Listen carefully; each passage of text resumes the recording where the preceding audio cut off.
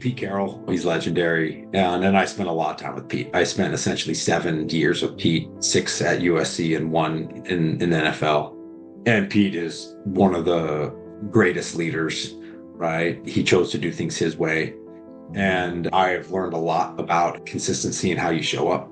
And I think Pete really exemplifies, right, attitude, right? Pete always had fun. He was never cursing people out.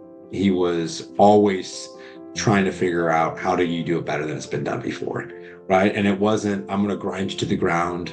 It was, how do we find love and joy in the things that we do? And he also believed he had an obligation to make the world a better place, right? Like he developed and touched so many young men's lives for the better, where he could have been a complete hard ass and he could have ridden people. It's, hey, if Pete ran a tighter ship, you know, air quote, could he have won 3 more games? Probably, right, in his career.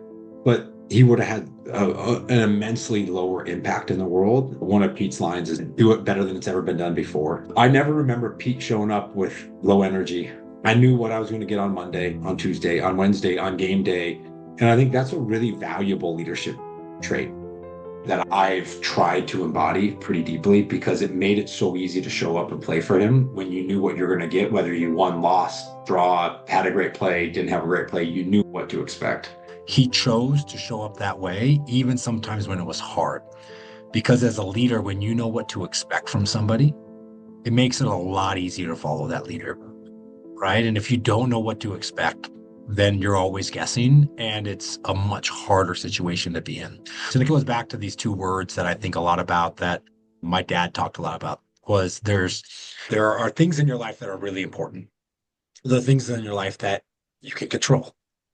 And then there's this Venn diagram of overlap. And 2 of those things are your attitude and effort, right? They dictate so much of the outcome, and they're 100% completely in your control. He used to wear cleats to practice, right? And he would run around like he was a 22-year-old kid, right? Like he would run down on the kickoff team and like always trying to make people laugh. He would show up to practice to sit in a golf cart.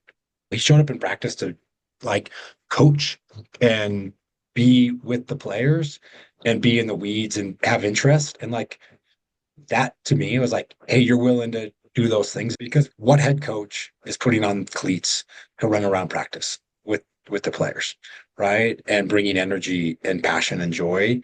I think very few.